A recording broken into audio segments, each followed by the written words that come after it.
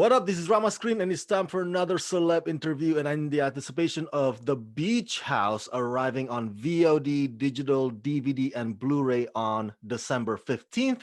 I'm here talking with the writer and director of this new movie, Jeffrey Brown. Jeffrey, how are you? I'm good. Thanks for having me.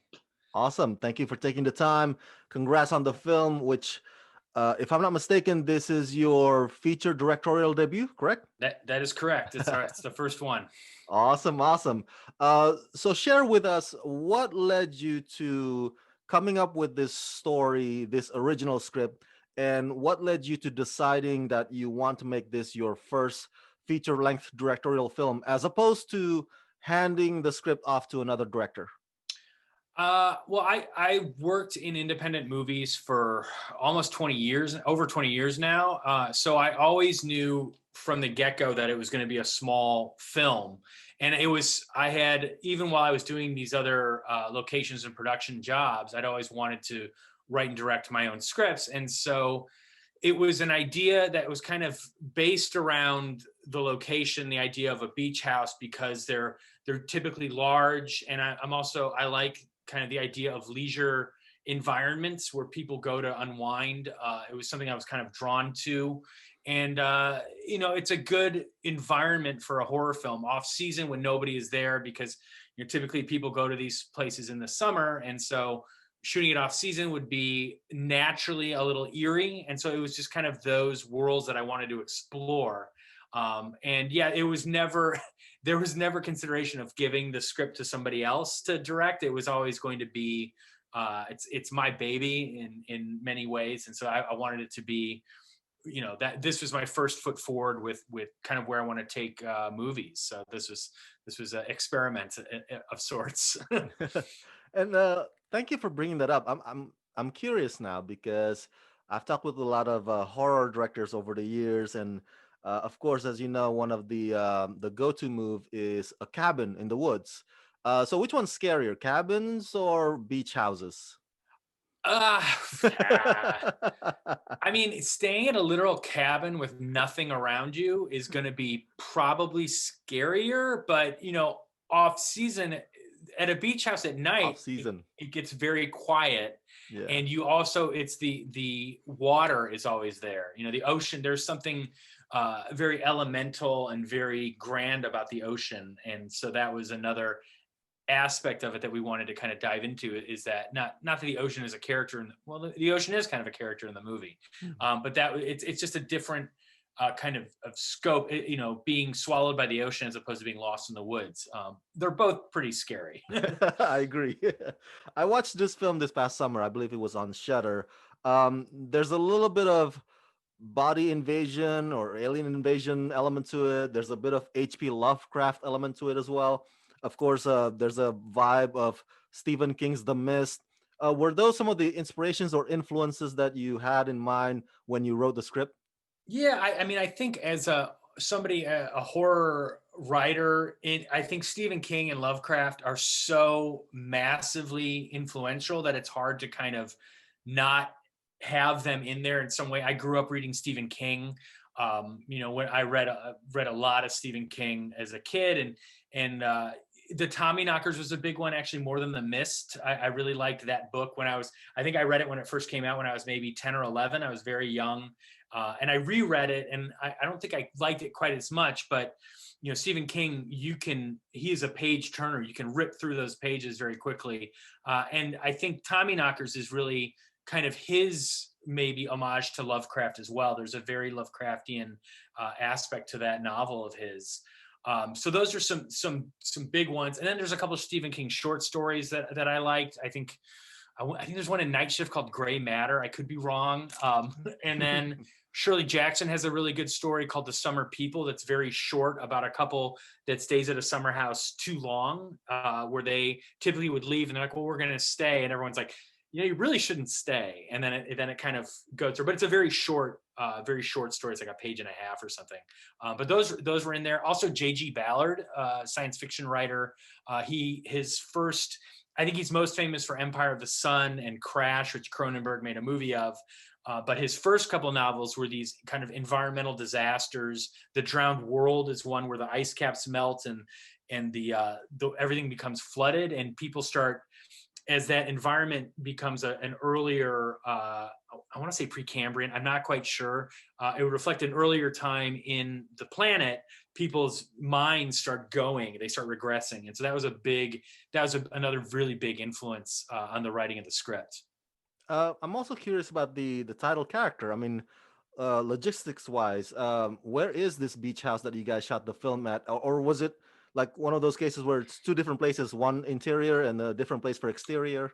No, we shot in Cape Cod, up on the what's called the Lower Cape, even though it's further out. The Cape is it's is it an isthmus? Maybe no, that can't be right. But a peninsula. You go Mm. out, and the further out you go, the that's the Lower Cape. So we were pretty far out there.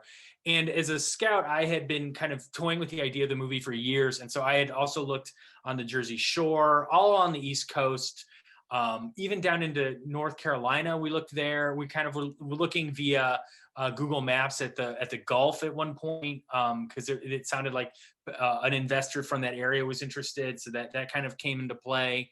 And then I had also driven up the coast and out into New York, into Long Island. And Cape Cod was always someplace that I'd wanted to shoot. The houses are great there. It's a great environment. I haven't seen it in too many movies because it's actually pretty difficult to shoot in Cape Cod. Mm. There's only one road that goes in and out, and Oh. when you have a really big production, that becomes difficult logistically, and also it's a very Cape Cod is the summer months are kind of its bread and butter, and has been that way for the entire 20th century. It's a very big tourist area, so kind of shooting the whole movie there, we knew we had to be small and nimble, and that's kind of what the design of the film was, to shoot in a place that if we had 10 times as much money, we couldn't do it because we would be too big. So we always wanted to be small. And then it is one house, the inside and the outside are the same place. Coming from locations, once you start, I've done that trick before, and it makes things difficult logistically. I mean, there Mm. were a couple of things we had to do with the location we were in where we didn't want to show like the immediate neighbors. So we kind of avoided that. And really, I wanted to see 360. I like directors that shoot in that style, it's much more naturalistic, so we wouldn't have lights everywhere that we'd have to avoid, so we could see the whole, every room and the outside of it.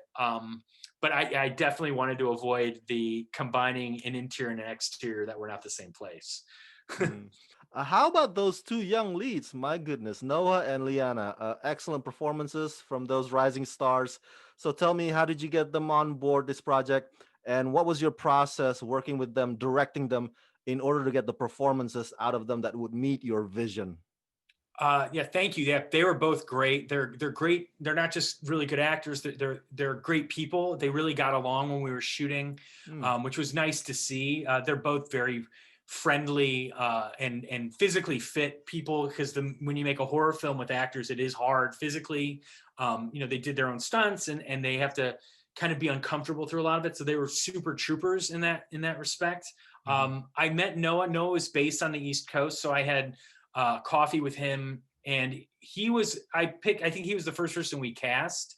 I really liked his personality. He's just a really nice person, very smart, very well versed in film as well.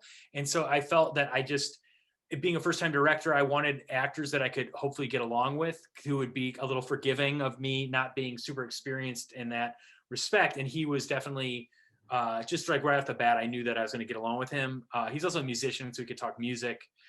Liana kind of came late in the process. She was from LA, so we kind of did a similar Zoom type, meet, and she kind of pursued us. I think the script came to her agent or whomever, and it was a good opportunity for her to be kind of a lead role. And it's a very meaty part, and she was just fantastic, just a very natural actress. And for me, it was very important that the actress playing Emily, it would be plausible to the audience that she knew these things about chemistry and biology, because it plays into the themes of the movie. And I wanted that those kind of like things to be triggers to the audience, so that they're thinking about this while they're watching it. And she does a beautiful job with it. She's great in a close up, and she really, I feel, conveys the intelligence of the character. Maybe it's just me, but by the end of the film, it looks like maybe you're setting it up for the story to possibly continue. I mean, because there are questions about, are there other survivors, or maybe is the military involved? Like, it's like could there be another family on the other side of the earth, experiencing the same thing? Like, would any of that be potential idea to follow up the Beach House, or do you want this just to remain a standalone? I mean, Beach House 2 Electric Boogaloo sounds it sounds great to me. I had an idea for kind of another, to continue the story, and it would be very much like an underwater film, like The Abyss or Leviathan, where the fog, it's like a fog world, and you can't go in the fog because it's toxic. And so the survivors have masks on, and it's really like an underwater, there's like it would have been like a factory or some sort of environment where the survivors could isolate themselves and not have to go outside. And then they start having weird communications with things, and it's like the characters from the first movie would show up in different forms. And, Yes. I was really going for it. It's like, it'd be like $50 million. I was like, well, if the check's clear, I'm in, sign me up. Well, I'm keeping my fingers crossed. Definitely, Okay. I like the film very much. So my final question to you would be, what's next on your horizon, and will you be able to do those projects during this pandemic? Um, I've been writing a lot, and yeah, definitely you touch on a good thing. I think that film, I live in New York City and I work in production, so I have an ear to what is going on in terms of not just my own projects but other ones. And there are kind of creative concessions that have to be made with making movies in COVID. And so I had written some scripts before, and I kind of retooled them based on what I learned making the Beach House to make them a little, stronger, hopefully. But there are a couple projects that I think are COVID friendly that we're kind of, I'm leaning towards to hopefully get another one off the ground. I mean, to be completely fair, the way we shot the Beach House would be somewhat COVID friendly because we were very isolated. We did shoot off season, and the crew stayed at a motel. They were the only people there. And other members stayed at houses. There was no interaction with the outside world, very, very little. So I was talking with our producer about it, and I said, this is a kind of a good model for how to do a COVID production, because it's just the testing and making sure that the crew stay isolated is the biggest thing, because once you start mixing with other people, you can bring it in, and filmmaking is a very social profession. So everyone has to talk to each other, and actors have to be close. So it's definitely in the back of your head. And, as much as you don't want logistics to get in the way of creative, you have to, because we're talking about people's lives. So it's like, you have to take this stuff very seriously. But yeah, we're hopefully sooner than later, we'll have another one coming at you. All right, for my fans at home, everybody go check out The Beach House on VOD, digital, DVD, and Blu-ray December 15th. Jeffrey, thank you for talking to me, and congratulations. Thank you so much. It was great speaking with you.